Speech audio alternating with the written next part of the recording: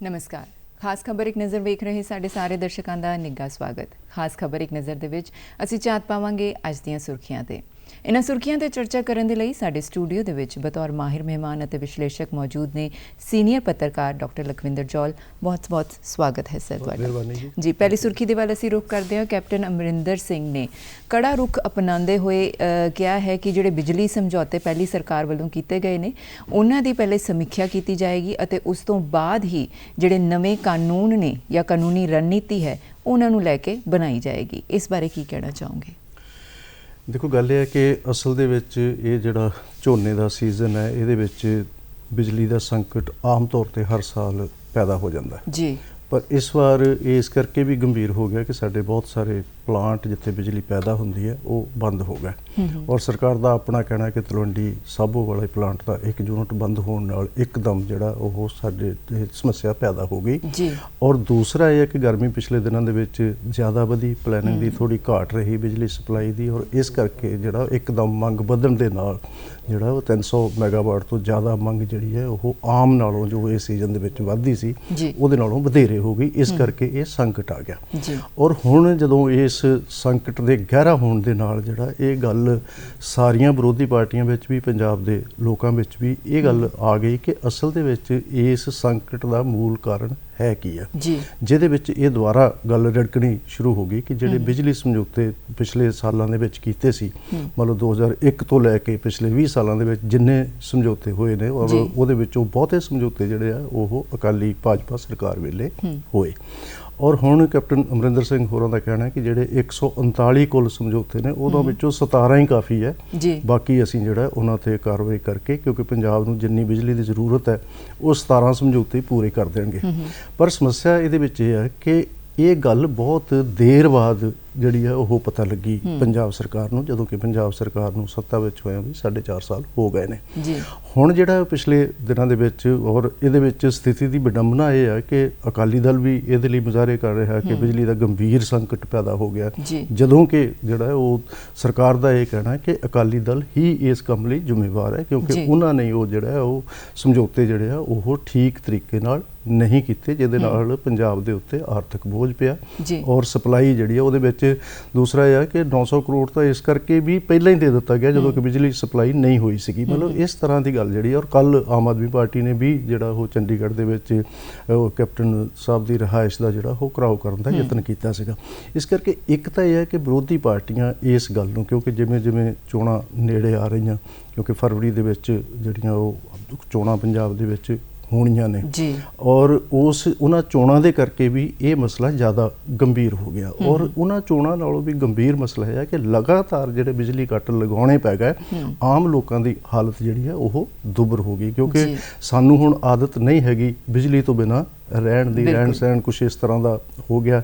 और दूसरी गल है कि जरूरत जो असी मतलब बिल भरते हैं जो असी जिहड़ा वो कारोबार चलते हैं जे जिहड़ा वो सरकार की जो जिम्मेवारी है मतलब मुख्य रूप दे विच सहूलतां प्रदान करना जे उहदे च असी अवेसले हाँ तो कुदरती तौर पर हाहाकार मचनी ही सी और वो हाहाकार मची।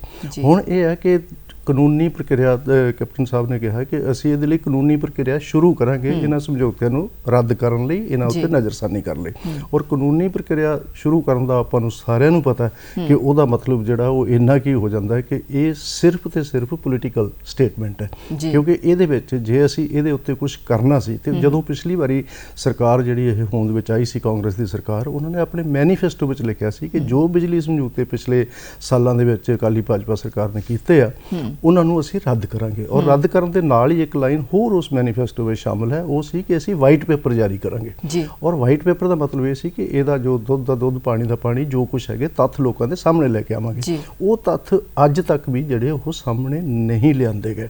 ਇਸ ਕਰਕੇ ਇੱਕ ਤਾਂ ਜਿਹੜਾ ਉਸੇ ਮੁੱਖ ਵਿਰੋਧੀ ਪਾਰਟੀ ਜਿਹੜੀ ਆਮ ਆਦਮੀ ਪਾਰਟੀ ਤੇ ਅਕਾਲੀ ਦਲ ਉਹਦੇ ਵਿੱਚੋਂ ਹੁਣ ਕੱਲ ਆਮ ਆਦਮੀ ਪਾਰਟੀ ਨੇ ਇਹ ਕਿਹਾ ਕਿ ਕੈਪਟਨ ਸਰਕਾਰ ਤੇ ਅਕਾਲੀ ਦਲ ਦੋਨੋਂ ਜ਼ਿੰਮੇਵਾਰ ਨੇ और कांग्रेस ये कह रही है कि अकाली दल जिम्मेवार है। ਜੀ। ਮਸਲਾ ਇਹ ਨਹੀਂ ਹੈਗਾ ਕਿ ਕੌਣ ਜ਼ਿੰਮੇਵਾਰ ਹੈ, ਮਸਲਾ ਇਹ ਹੈ ਕਿ ਪੰਜਾਬ ਦੇ ਲੋਕਾਂ ਨੂੰ ਰਾਹਤ ਮਿਲਣੀ ਬੇਹੱਦ ਜ਼ਰੂਰੀ ਹੈ। ਜੋ ਸਰਕਾਰ ਦਾ ਫਰਜ਼ ਹੈ ਉਹਨੂੰ ਜਲਦੀ ਤੋਂ ਜਲਦੀ ਜਿਹੜਾ ਹੈ ਉਹ ਜਿਵੇਂ ਵੀ ਕਰਨਾ, ਜੇ ਰੱਦ ਕਰਨੇ ਸਮਝੌਤੇ ਰੱਦ ਕਰੋ, ਜੇ ਹੋਰ ਬਿਜਲੀ ਖਰੀਦਣੀ ਹੈ ਤਾਂ ਹੋਰ ਬਿਜਲੀ ਖਰੀਦੋ, ਕਿਸੇ ਵੀ ਤਰ੍ਹਾਂ ਇਸ ਪ੍ਰਬੰਧ ਨੂੰ ਸੁਧਾਰਨਾ ਬੇਹੱਦ ਜ਼ਰੂਰੀ ਹੈ, ਨਹੀਂ ਤਾਂ ਇਹਦਾ ਪੰਜਾਬ ਦੀ ਆਰਥਿਕਤਾ ਤੇ ਬਹੁਤ ਬੁਰਾ ਪ੍ਰਭਾਵ ਪਏਗਾ। ਜੀ, ਅਗਲੀ ਖਬਰ ਵੀ ਜਿਹੜੀ ਹੈ ਉਹ ਸਾਡੀ ਬਿਜਲੀ ਦੇ ਸੰਕਟ ਨਾਲ ਹੀ ਜੁੜੀ ਹੋਈ ਹੈ। ਪਾਵਰਕਾਮ ਦੇ ਵੱਲੋਂ ਅਗਲੇ 3 ਦਿਨਾਂ ਦੇ ਲਈ ਜਿੰਨੀਆਂ ਵੀ ਫੈਕਟਰੀਆਂ ਨੇ ਉਸ ਤੇ ਉਹਨਾਂ ਨੂੰ ਬੰਦ ਰੱਖਣ ਦੇ ਹੁਕਮ ਜਾਰੀ ਕੀਤੇ ਗਏ ਨੇ। ਦੇਖੋ, ਇਹ ਪਿਛਲੇ 2 ਦਿਨਾਂ ਤੋਂ ਇਹ ਕਵਾਇਦ ਚੱਲ ਰਹੀ ਹੈ ਅਸਲ ਦੇ ਵਿੱਚ। ਪਹਿਲਾਂ ਜਿਹੜੀ ਹੈ ਉਹ ਉੱਤਰੀ ਦੇ ਖੇਤਰ ਦੀਆਂ ਜਿਹੜੀਆਂ ਫੈਕਟਰੀਆਂ ਬੰਦ ਕੀਤੀਆਂ ਸੀ, ਕੇਂਦਰੀ ਤੇ ਉੱਤਰੀ ਖੇਤਰ ਦੀਆਂ, ਹੁਣ ਬਾਕੀ ਫੈਕਟਰੀਆਂ ਵੀ ਬੰਦ ਕੀਤੀਆਂ ਜਾ ਰਹੀਆਂ। ਉਹਦੇ ਨਾਲ ਇਹ ਹੈ ਕਿ ਬਿਜਲੀ ਜਿਹੜੀ ਹੈ ਉਹ ਫੈਕਟਰੀਆਂ ਵੱਲੋਂ ਸ਼ਿਫਟ ਕਰਕੇ ਜਿਹੜੀ ਉਹ ਆਮ ਲੋਕਾਂ ਨੂੰ ਘਰੇਲੂ ਖਪਤ ਦੇ ਲਈ ਜਿਹੜੀ ਉਹ ਦਿੱਤੀ ਜਾ ਰਹੀ ਹੈ। ਪਿਛਲੇ 2 ਦਿਨਾਂ ਤੋਂ ਕੁਝ ਬਿਜਲੀ ਕੱਟਾਂ ਨੂੰ ਰਾਹਤ ਜ਼ਰੂਰ ਮਿਲੀ ਹੈ, ਪਰ ਇਹਦਾ ਵੀ ਉਲਟ ਅਸਰ ਹੋਏਗਾ। ਇਹਦਾ ਉਲਟ ਅਸਰ ਇਹ ਹੋਏਗਾ ਕਿ ਜਦੋਂ ਪ੍ਰੋਡਕਸ਼ਨ ਨਹੀਂ ਹੋਏਗੀ, ਜਦੋਂ ਫੈਕਟਰੀਆਂ ਨਹੀਂ ਚੱਲਣਗੀਆਂ, ਤੇ ਫਿਰ ਜਿਹੜਾ ਉਹ ਲੋਕਾਂ ਦੀ ਹਾਲਤ ਕਿਸ ਪਾਸੇ ਨੂੰ ਜਾਏਗੀ, ਉਹਨਾਂ ਕਾਰਖਾਨੇਦਾਰਾਂ ਦੀ ਹਾਲਤ ਕਿਸ ਪਾਸੇ ਨੂੰ ਜਾਏਗੀ ਜਿਨ੍ਹਾਂ ਦੀਆਂ ਫੈਕਟਰੀਆਂ ਤੁਸੀਂ ਬੰਦ ਕਰਵਾ ਦਿੱਤੀਆਂ। ਦੂਸਰਾ ਇਹ ਹੈ ਕਿ ਇੱਕ ਜਿਹੜਾ ਉਹ ਅੱਖਾਂ ਪੂੰਝਣ ਵਾਲਾ ਫਰਮਾਨ ਇਹਦੇ ਵਿੱਚ ਇਹ ਵੀ ਹੈ ਕਿ ਜਿੰਨੇ ਦਿਨ ਇਹ ਫੈਕਟਰੀਆਂ ਬੰਦ ਰਹਿਣਗੀਆਂ ਉਨੇ ਦਿਨ ਬਿਜਲੀ ਦਾ ਜੋ ਫਿਕਸਡ ਚਾਰਜ ਹੈ ਉਹ ਨਹੀਂ ਲਿਆ ਜਾਏਗਾ। ਦੂਸਰਾ ਹੈ ਕਿ ਜੇ ਉਹ ਨਹੀਂ ਲਿਆ ਜਾਏਗਾ ਤਾਂ ਫਿਰ ਪੰਜਾਬ ਦੀ ਦੂਸਰੀ ਆਰਥਿਕਤਾ ਦੇ ਉੱਤੇ ਉਹਦਾ ਅਸਰ ਪਏਗਾ। ਜਿਹੜਾ ਰੈਵਨਿਊ ਉਸ ਪਾਸੇ ਤੋਂ ਆਉਣਾ ਸੀਗਾ, ਹੋਰ ਲੋਕ ਕਲਿਆਣ ਦੇ ਕੰਮਾਂ ਤੇ ਲੱਗਣਾ ਸੀਗਾ, ਉਹ ਵੀ ਬੰਦ ਹੋ ਗਿਆ। ਇੱਕ ਪਾਸੇ ਤਾਂ ਫੈਕਟਰੀਆਂ ਦੀ ਪ੍ਰੋਡਕਸ਼ਨ ਤੁਸੀਂ ਬੰਦ ਕਰੀ ਜਾਂਦੇ ਹੋ, ਦੂਸਰਾ ਜਿਹੜਾ ਉਹ ਸਰਚਾਰਜ ਬੰਦ ਕਰੀ ਜਾਂਦੇ ਹੋ, ਜਿਹਦੇ ਨਾਲ ਪਾਵਰਕਾਮ ਨੂੰ ਜਿਹੜਾ ਉਹ ਘਾਟਾ ਪਏਗਾ। ਫਿਰ ਉਹ ਘਾਟਾ ਜਦੋਂ ਪੈਣਾ, ਫਿਰ ਇਹ ਘਰੇਲੂ ਖਪਤ ਵਾਲੀ ਬਿਜਲੀ ਦੇ ਉੱਤੇ ਫਿਰ ਜਿਹੜਾ ਉਹ ਵਧਾ ਦਿੱਤੇ ਜਾਣੇ ਰੇਟ।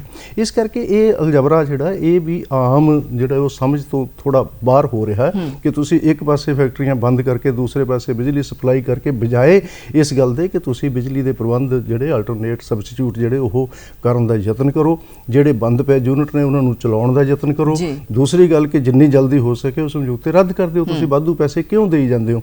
ਇਸ ਕਰਕੇ ਜਿਹੜਾ ਇਹ ਥੋੜਾ ਜਿਹਾ ਜਿਹੜਾ ਉਹ ਹਾਸੋਹੀਣੀ ਸਥਿਤੀ ਦੇ ਵਿੱਚ ਇਸ ਵੇਲੇ ਸਾਰਾ ਤੰਤਰ ਹੈ। ਇਸ ਕਰਕੇ ਬਹੁਤ ਜ਼ਰੂਰੀ ਹੈ ਕਿ ਇਹਨੂੰ ਜਿੰਨੀ ਗੰਭੀਰਤਾ ਦੇ ਨਾਲ ਜਿੰਨੀ ਜਲਦੀ ਇਹਨੂੰ ਹੱਲ ਕਰ ਲਿਆ ਜਾਏਗਾ ਉਨੀ ਜਲਦੀ ਠੀਕ ਹੈ। ਫੈਕਟਰੀਆਂ ਬੰਦ ਕਰਨਾ ਕੋਈ ਇਹਦਾ ਹੱਲ ਨਹੀਂ ਹੈਗਾ, ਕੋਈ ਸੋਲੂਸ਼ਨ ਨਹੀਂ ਹੈਗਾ। ਕੰਮ ਜਿਹੜੇ ਉਹ ਹੋਰ ਕਰਨ ਵਾਲੇ ਨੇ, ਜਿਹੜੇ ਸਰਕਾਰਾਂ ਨੂੰ ਕਰਨੇ ਚਾਹੀਦੇ। ਜੀ, ਅਗਲੀ ਸੁਰਖੀ ਦੇ ਵੱਲ ਅਸੀਂ ਰੁਖ ਕਰਦੇ ਹਾਂ। ਦੇਸ਼ ਦੇ ਵਿੱਚ ਕਰੋਨਾ ਵਾਇਰਸ ਦੇ ਜਿਹੜੇ ਮਾਮਲੇ ਨੇ ਉਹ ਜਿਸ ਤਰ੍ਹਾਂ ਘਟ ਰਹੇ ਨੇ, ਪਿਛਲੇ 24 ਘੰਟਿਆਂ ਦੀ ਗੱਲ ਕਰੀਏ ਜੌਲ ਸਾਹਿਬ, ਤੇ ਸਰਗਰਮ ਮਾਮਲੇ ਜਿਹੜੇ ਨੇ ਉਹ 5 ਲੱਖ ਤੋਂ ਵੀ ਘੱਟ ਆਏ ਨੇ। ਇਹ ਇੱਕ ਸਕਾਰਾਤਮਕ ਤੁਹਾਨੂੰ ਅੰਕੜਾ ਲੱਗਦਾ ਹੈ? ਹਾਂ ਬਿਲਕੁਲ, ਕਿਉਂਕਿ ਇਹਦੇ ਨਾਲ ਜਿਹੜਾ ਕਿ ਸਰਕਾਰ ਨੇ ਔਰ ਸਾਰੇ ਲੋਕਾਂ ਨੇ ਵੀ ਇੱਕ ਤਾਂ ਅਵੇਅਰਨੈਸ ਆਈ ਆ, ਲੋਕ ਇਸ ਗੱਲ ਬਾਰੇ ਚੌਕਸ ਵੀ ਹੋਏ ਆ ਕਿ ਰਹਿਣ ਸਹਿਣ ਆਪਣਾ ਜਿਹੜਾ ਉਹ ਬਦਲਿਆ, ਸੋਸ਼ਲ ਡਿਸਟੈਂਸਿੰਗ ਬਦਲੀ ਆ।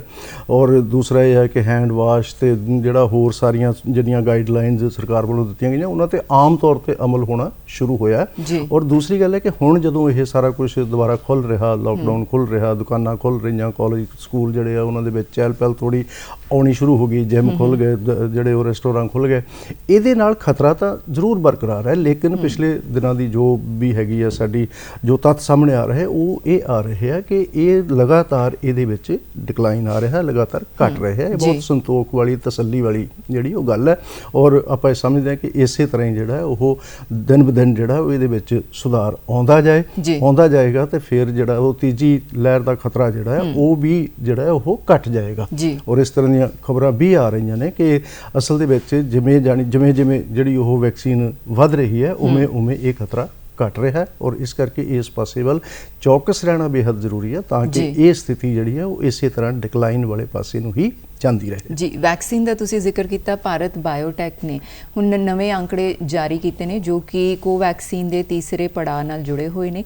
ਇਸ ਕੰਪਨੀ ਦੇ ਮੁਤਾਬਿਕ ਜਿਹੜੇ ਲੋਕਾਂ ਨੇ ਕੋਵੈਕਸੀਨ ਲਗਵਾਈ ਹੈ ਉਹਨਾਂ ਦੇ ਵਿੱਚ ਜਿਹੜੀ ਗੰਭੀਰ ਬਿਮਾਰੀਆਂ ਦੇ ਲੱਛਣ ਨੇ ਉਹ ਘੱਟ ਪਾਏ ਜਾਣਗੇ। ਹਾਂ, ਇਹ ਗੱਲ ਇੰਟਰਨੈਸ਼ਨਲ ਤੌਰ ਤੇ ਵੀ ਔਰ ਵਰਲਡ ਸਿਹਤ ਸੰਸਥਾ ਨੇ ਵੀ ਪਹਿਲਾਂ ਵੀ ਇਹ ਕਿਹਾ ਸੀਗਾ। ਜੋ ਅਮਰੀਕਾ ਦੇ, ਚਾਈਨਾ ਦੇ ਔਰ ਯੂਰਪ ਦੇ ਤਜਰਬੇ ਨੇ ਉਹ ਵੀ ਇਹੀ ਗੱਲ ਸਾਬਤ ਕਰਦੇ ਆ ਕਿ ਜਿੱਥੇ ਵੈਕਸੀਨ ਲੱਗ ਗਈ, ਭਾਵੇਂ ਕਿਸੇ ਵੀ ਕਿਸਮ ਦੀ ਲੱਗ ਗਈ, ਚਾਹੇ ਕੋਵੈਕਸੀਨ ਹੈ ਚਾਹੇ ਕੋਈ ਹੋਰ ਹੈ, ਉਹਨਾਂ ਦੇ ਵਿੱਚ ਫਿਰ ਉਹਨਾਂ ਲੋਕਾਂ ਦੀ ਜੋ ਸਰੀਰਕ ਮਤਲਬ ਸਥਿਤੀ ਆ, ਜੋ ਸਮਰੱਥਾ ਆ, ਉਹ ਵੱਧ ਜਾਂਦੀ ਆ ਬਿਮਾਰੀਆਂ ਨਾਲ ਜਿਹੜਾ ਉਹ ਲੜਨ ਦੀ। ਇਸ ਕਰਕੇ ਇਹਦਾ ਇੱਕੋ ਇੱਕ ਇਲਾਜ, ਕਿਉਂਕਿ ਬਾਕੀ ਜਿਵੇਂ ਆਪਾਂ ਪਹਿਲਾਂ ਵੀ ਗੱਲ ਕੀਤੀ ਹੈ ਕਿ ਬਾਕੀ ਤਾਂ ਗਾਈਡਲਾਈਨਸ ਨੇ, ਬਾਕੀ ਤਾਂ ਸਾਵਧਾਨੀਆਂ ਨੇ, ਇਲਾਜ ਸਿਰਫ ਇੱਕੋ ਇੱਕ ਇਹੀ ਹੈ ਕਿ ਵੈਕਸੀਨ ਜਿਹੜੀ ਆ ਉਹਨੂੰ ਲਗਵਾ ਲਿਆ ਜਾਏ। ਔਰ ਇਹ ਗੱਲ ਜਿਹੜੀ ਆ ਇਹ ਤਸੱਲੀ ਵਾਲੀ ਹੈ ਕਿ ਹਿੰਦੁਸਤਾਨ ਦੇ ਵਿੱਚ ਵੀ, ਭਾਰਤ ਦੇ ਵਿੱਚ ਵੀ, ਔਰ ਕੱਲ ਦੇ ਮੈਂ ਪੰਜਾਬ ਦੇ ਅੰਕੜੇ ਵੀ ਦੇਖ ਰਿਹਾ ਸੀਗਾ, ਪੰਜਾਬ ਨੇ ਵੀ ਕੱਲ ਰਿਕਾਰਡ ਕਾਇਮ ਕੀਤਾ ਵੈਕਸੀਨ ਦੀ ਟੀਕਾਕਰਨ ਦਾ। ਇਸ ਕਰਕੇ ਜਿਹੜਾ ਜਿੰਨੀ ਜਲਦੀ ਔਰ ਜਿੰਨੇ ਮਤਲਬ ਜਿਵੇਂ ਜਿਵੇਂ ਜਿਹਦਾ ਮਤਲਬ ਸਮਾਂ ਆ ਰਿਹਾ, ਉਹਦੀ ਡਿਊ ਡੇਟ ਹੈਗੀ ਹੈ ਕਿਸੇ ਵੀ ਵਿਅਕਤੀ ਦੀ, ਉਹ ਜਿੰਨੀ ਜਲਦੀ ਵੈਕਸੀਨ ਨੂੰ ਲਗਵਾ ਲਏਗਾ ਉਨੀ ਜਲਦੀ ਜਿਹੜਾ ਉਹ ਇਹਦੇ ਉੱਤੇ ਕਾਬੂ ਪਾਉਣ ਦੇ ਵਿੱਚ ਸਹਾਈ ਹੋ ਜਾਏਗਾ। ਔਰ ਕੱਲ ਜੋ ਅੰਕੜੇ ਮਤਲਬ ਇਹਨਾਂ ਨੇ ਭਾਰਤ ਬਾਇਓਟੈਕ ਨੇ ਜਿਹੜੇ ਉਹ ਜਾਰੀ ਕੀਤੇ, ਉਹਦੇ ਵਿੱਚ ਇਹ ਉਹਨਾਂ ਨੇ ਕਿਹਾ ਹੈ ਕਿ 93% ਤੱਕ ਜਿਹੜੀ ਆ ਉਹ ਸਫਲਤਾ ਮਿਲਦੀ ਹੈ। ਔਰ ਦੂਸਰੀ ਇਹ ਹੈ ਕਿ 77% ਤੱਕ ਜਿਹੜੇ ਆ ਉਹ ਮਤਲਬ ਲੋਕਾਂ ਨੂੰ ਜਿਹੜੀ ਉਹ ਇਸ ਗੱਲ ਤੋਂ ਰਾਹਤ ਮਿਲ ਜਾਂਦੀ ਹੈ ਕਿ ਉਹ ਕਿਸੇ ਹੋਰ ਬਿਮਾਰੀ ਦੇ ਸ਼ਿਕਾਰ ਵੀ ਨਹੀਂ ਹੁੰਦੇ। ਇਸ ਤਰ੍ਹਾਂ ਇਮਿਊਨ ਸਿਸਟਮ ਵਿਅਕਤੀ ਦਾ ਜਿਹੜਾ ਉਹ ਇਸ ਤਰ੍ਹਾਂ ਵੱਧ ਜਾਂਦਾ, ਬੂਸਟ ਹੋ ਜਾਂਦਾ। ਇਸ ਕਰਕੇ ਬੇਹੱਦ ਜ਼ਰੂਰੀ ਹੈ ਕਿ ਅਸੀਂ ਜਿਹੜਾ ਸਾਰੇ ਇਸ ਗੱਲ ਬਾਰੇ ਸਜਗ ਹੋਈਏ ਔਰ ਜਲਦੀ ਤੋਂ ਜਲਦੀ ਜੇ ਕਿਸੇ ਨੇ ਨਹੀਂ ਲਗਵਾਈ ਵੈਕਸੀਨ ਤੇ ਉਹ ਲਗਵਾ ਲਵੇ। ਜੇ ਕਿਸੇ ਨੇ ਪਹਿਲੀ ਡੋਜ਼ ਲਗਵਾਈ ਹੈ ਤਾਂ ਦੂਸਰੀ ਆਪਣੀ ਡਿਊ ਡੇਟ ਤੇ ਜ਼ਰੂਰ ਲਗਵਾ ਲਵੇ। ਉਹਦੇ ਵਿੱਚ ਕਿਸੇ ਤਰ੍ਹਾਂ ਦੀ ਵੀ ਅਣਗਹਿਲੀ ਨਾ ਕਰੇ। ਇਹੀ ਇੱਕੋ ਇੱਕ ਇਲਾਜ ਹੈ। ਔਰ ਜਿਵੇਂ ਜਿਵੇਂ ਤੀਜੀ ਲਹਿਰ ਦਾ ਖਤਰਾ ਪੈਦਾ ਹੋ ਰਿਹਾ, ਉਹਦੇ ਉੱਤੇ ਕਾਬੂ ਪਾਉਣ ਵਾਸਤੇ ਇਹ ਬਹੁਤ ਜ਼ਰੂਰੀ ਹੈ ਕਿ ਅਸੀਂ ਪੂਰੀ ਤਰ੍ਹਾਂ ਜਿਹੜਾ ਉਹ ਵੈਕਸੀਨਾਈਜ਼ ਹੋ ਜਾਈਏ। ਜੀ, ਹੁਣ ਅਸੀਂ ਉੱਤਰਾਖੰਡ ਦੇ ਵੱਲ ਰੁਖ ਕਰਦੇ ਹਾਂ, ਜਿੱਥੇ ਪੁਸ਼ਕਰ ਸਿੰਘ ਧਾਮੀ ਅੱਜ ਉੱਥੇ ਦੇ ਮੁੱਖ ਮੰਤਰੀ ਵਜੋਂ ਸਹੁੰ ਚੁੱਕਣਗੇ। ਹਾਂਜੀ, ਉਹ ਇਹ ਹੈ ਕਿ ਅੱਜ 5 ਵਜੇ ਉਹਨਾਂ ਨੇ ਸਹੁੰ ਚੁੱਕਣੀ ਹੈ। ਸਿਰਫ 45 ਸਾਲ ਦੇ ਹੈਗੇ ਨੇ, ਸਾਬਕਾ ਜਿਹੜਾ ਉਹ ਫੌਜੀ ਦੇ ਬੇਟੇ ਨੇ। ਔਰ ਉਹਨਾਂ ਨੇ ਆਪਣੀ ਪਹਿਲੀ ਇੰਟਰਵਿਊ ਦੇ ਵਿੱਚ ਕਿਹਾ, ਜਦੋਂ ਉਹ ਭਾਜਪਾ ਵਿਧਾਇਕ ਦਲ ਦੇ ਨੇਤਾ ਚੁਣੇ ਗਏ, ਕਿ ਮੈਂ ਜਿਹੜਾ ਉਹ ਬਹੁਤ ਆਪਣੀ ਤਨਦੇਹੀ ਦੇ ਨਾਲ ਜਿਹੜਾ ਉਹ ਕੰਮਕਾਜ ਕਰਾਂਗਾ। ਲੇਕਿਨ ਗੱਲ ਇਹ ਹੈ ਕਿ ਸਿਰਫ 4 ਮਹੀਨੇ ਬਾਅਦ ਹੀ ਮਾਰਚ ਦੇ ਵਿੱਚ ਪਹਿਲਾਂ ਤੀਰਥ ਸਿੰਘ ਰਾਵਤ ਜਿਹੜੇ ਉਹਨਾਂ ਨੂੰ ਮੁੱਖ ਮੰਤਰੀ ਬਣਾਇਆ ਗਿਆ ਸੀ, ਔਰ 4 ਮਹੀਨੇ ਬਾਅਦ ਹੀ ਭਾਰਤੀ ਜਨਤਾ ਪਾਰਟੀ ਨੂੰ ਆਪਣਾ ਮੁੱਖ ਮੰਤਰੀ ਬਦਲਣਾ ਪੈ ਗਿਆ। ਔਰ ਇਹਦੇ ਜਿਹੜੇ ਉਹ ਕਾਰਨ ਜਿਹੜੇ ਨੇ ਉਹ ਸੰਵਿਧਾਨਿਕ ਦੱਸੇ ਗਏ ਨੇ, ਕਿਉਂਕਿ ਤੀਰਥ ਸਿੰਘ ਰਾਵਤ ਕਿਸੇ ਵੀ ਹਾਊਸ ਦੇ ਮੈਂਬਰ ਨਹੀਂ ਸੀਗੇ, ਵਿਧਾਨ ਪਰਿਸ਼ਦ ਜਾਂ ਵਿਧਾਨ ਸਭਾ ਦੇ। ਔਰ ਦੂਸਰਾ ਇਹ ਹੈ ਕਿ ਇਲੈਕਸ਼ਨ ਕਮਿਸ਼ਨ ਨੇ ਇਹ ਗੱਲ ਸਪਸ਼ਟ ਕਰ ਦਿੱਤੀ ਕਿ ਅਸਲ ਦੇ ਵਿੱਚ ਜਦੋਂ 1 ਸਾਲ ਤੋਂ ਘੱਟ ਦਾ ਸਮਾਂ ਰਹਿੰਦਾ ਹੋਵੇ ਕਿਤੇ ਵੀ ਜਿਹੜਾ ਉਹ ਆਮ ਚੋਣਾਂ ਦੇ ਵਿੱਚ, ਫਿਰ ਕੋਈ ਜ਼ਮੀਨੀ ਚੋਣ ਨਹੀਂ ਹੋ ਸਕਦੀ, ਬਾਈ ਇਲੈਕਸ਼ਨ ਨਹੀਂ ਹੋ ਸਕਦੀ। ਇਸ ਕਰਕੇ 6 ਮਹੀਨੇ ਤੋਂ ਵੱਧ ਕੋਈ ਬਿਨਾਂ ਚੋਣ ਜਿੱਤੇ ਤੋਂ ਮੁੱਖ ਮੰਤਰੀ ਨਹੀਂ ਰਹਿ ਸਕਦਾ। ਇਸ ਸੰਵਿਧਾਨਕ ਸੰਕਟ ਦੇ ਚੱਲਦਿਆਂ ਤੀਰਥ ਸਿੰਘ ਰਾਵਤ ਨੂੰ ਜਿਹੜਾ ਉਹ ਕੱਲ ਰਿਜ਼ਾਈਨ ਕਰਨਾ ਪੈ ਗਿਆ। ਔਰ ਦੂਸਰੀ ਗੱਲ ਕਿ ਇਸ ਦੇ ਬਾਵਜੂਦ ਕਿ ਇਹ ਤਾਂ ਇੱਕ ਸੰਵਿਧਾਨਕ ਸੰਕਟ ਸੀ, ਵੈਸੇ ਵੀ ਉਹ ਬਹੁਤ ਸਾਰੇ ਵਿਵਾਦਾਂ ਦੇ ਵਿੱਚ ਪਿਛਲੇ ਸਮੇਂ ਦੇ ਵਿੱਚ ਆਪਣੇ ਬਿਆਨਾਂ ਕਰਕੇ ਘਿਰੇ ਰਹੇ ਨੇ। ਔਰ ਸ਼ਾਇਦ ਇਹ ਵੀ ਹੈ ਕਿ ਭਾਰਤੀ ਜਨਤਾ ਪਾਰਟੀ ਅੰਦਰੋਂ ਇਹ ਚਾਹੁੰਦੀ ਸੀ, ਵੱਡੀ ਲੀਡਰਸ਼ਿਪ, ਉੱਪਰ ਵਾਲੀ ਲੀਡਰਸ਼ਿਪ, ਕਿ ਬੇਸ਼ੱਕ ਜਿਹੜਾ ਉਹ ਚੋਣਾਂ ਤੋਂ ਪਹਿਲਾਂ ਜਿਹੜੀ ਇਹ ਤਬਦੀਲੀ ਕਰ ਲਈ ਜਾਵੇ, ਕਿਉਂਕਿ ਹੁਣ ਨਵੇਂ ਮੁੱਖ ਮੰਤਰੀ ਦੇ ਸਾਹਮਣੇ ਭਾਰਤੀ ਜਨਤਾ ਪਾਰਟੀ ਨੂੰ ਦੁਬਾਰਾ ਸੱਤਾ ਵਿੱਚ ਲਿਆਉਣ ਦਾ ਟਾਸਕ ਜਿਹੜਾ ਉਹ ਮਹੱਤਵਪੂਰਨ ਟਾਸਕ ਜਿਹੜਾ ਉਹ ਹੋਏਗਾ।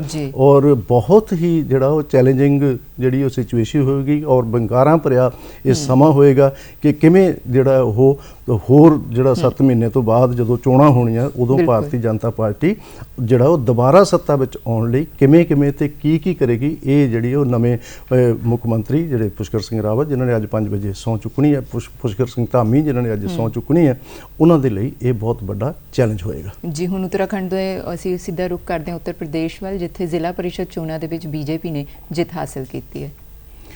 ਹਾਂ, ਬੀਜੇਪੀ ਦੀ ਇਹ ਜਿੱਤ ਜਿਹੜੀ ਆ, ਕਿਉਂਕਿ ਆਪਾਂ ਜੇ ਚੋਣਾਂ ਨੂੰ ਕੰਟੀਨਿਊ ਦੇ ਹਿਸਾਬ ਨਾਲ ਹੀ ਦੇਖੀਏ, ਕੰਟੀਨਿਊਸ਼ਨ ਵਿੱਚ ਹੀ ਦੇਖੀਏ, ਤੇ ਚੋਣਾਂ ਯੂਪੀ ਦੇ ਵਿੱਚ ਵੀ ਉਸੇ ਵੇਲੇ ਹੋਣੀਆਂ ਜਦੋਂ ਪੰਜਾਬ ਵਿੱਚ ਹੋਣੀਆਂ, ਉੱਤਰਾਖੰਡ ਵਿੱਚ ਹੋਣੀਆਂ। ਔਰ ਉਹਨਾਂ ਚੋਣਾਂ ਲਈ ਕਿਉਂਕਿ ਫਰਵਰੀ ਤੱਕ ਇਹ ਡੇਟਸ ਡਿਊ ਨੇ, ਇਹਨਾਂ ਚੋਣਾਂ ਦਾ ਭਾਰਤੀ ਜਨਤਾ ਪਾਰਟੀ ਨੂੰ ਕਾਫੀ ਫਾਇਦਾ ਹੋਏਗਾ। ਜ਼ਿਲ੍ਹਾ ਪੰਚਾਇਤਾਂ ਦੇ ਜਿਹੜਾ ਉਹ 75 ਜ਼ਿਲ੍ਹਾ ਪ੍ਰਧਾਨਾਂ ਦੇ ਵਿੱਚੋਂ 67 ਉੱਪਰ ਜਿਹੜਾ ਉਹ ਭਾਰਤੀ ਜਨਤਾ ਪਾਰਟੀ ਨੇ ਕੱਲ ਕਬਜ਼ਾ ਕਰ ਲਿਆ। ਔਰ ਸਮਾਜਵਾਦੀ ਪਾਰਟੀ ਜਿਹੜੀ ਕਿ ਮੁੱਖ ਵਿਰੋਧੀ ਪਾਰਟੀਆਂ ਵਿੱਚੋਂ ਯੂਪੀ ਦੇ ਵਿੱਚ, ਉਹਨੂੰ ਸਿਰਫ 5 ਸੀਟਾਂ ਜਿਹੜੀਆਂ ਉਹ ਪ੍ਰਾਪਤ ਹੋਈਆਂ। ਹਾਲਾਂਕਿ ਜਿਹੜਾ ਉਹ ਸਮਾਜਵਾਦੀ ਪਾਰਟੀ ਨੇ ਇਹ ਇਲਜ਼ਾਮ ਲਗਾਇਆ ਕਿ ਉਹਨਾਂ ਦੇ ਬਹੁਤ ਸਾਰੇ ਜਿਹੜੇ ਆਗੂ ਨੇ, ਬਹੁਤ ਸਾਰੇ ਜ਼ਿਲ੍ਹਾ ਪ੍ਰਧਾਨ ਜਿਹੜੇ ਬਣਨਾ ਚਾਹੁੰਦੇ ਸੀਗੇ, ਉਹਨਾਂ ਦੇ ਕਾਗਜ਼ ਦਾਖਲ ਤੱਕ ਨਹੀਂ ਹੋਣ ਦਿੱਤੇ ਗਏ, ਉਹਨਾਂ ਨੂੰ ਪਹੁੰਚਣ ਨਹੀਂ ਦਿੱਤਾ ਗਿਆ। ਇਹ ਵੀ ਗੱਲ ਸਾਹਮਣੇ ਆਈ ਹੈ। ਲੇਕਿਨ ਏਡੀ ਵੱਡੀ ਗਿਣਤੀ ਦੇ ਵਿੱਚ ਭਾਰਤੀ ਜਨਤਾ ਪਾਰਟੀ ਦੀ ਇਹ ਜੋ ਜਿੱਤ ਹੈ, ਇਹਦਾ ਜਿਹੜਾ ਉੱਥੋਂ ਦੇ ਜਿਹੜੇ ਵਰਕਰ ਨੇ ਭਾਰਤੀ ਜਨਤਾ ਪਾਰਟੀ ਦੇ, ਉਹਨਾਂ ਦਾ ਮੋਰਲ ਬੂਸਟ ਹੋਏਗਾ, ਉਹਨਾਂ ਨੂੰ ਬਹੁਤ ਸਾਰਾ ਬੂਸਟ ਮਿਲੇਗਾ।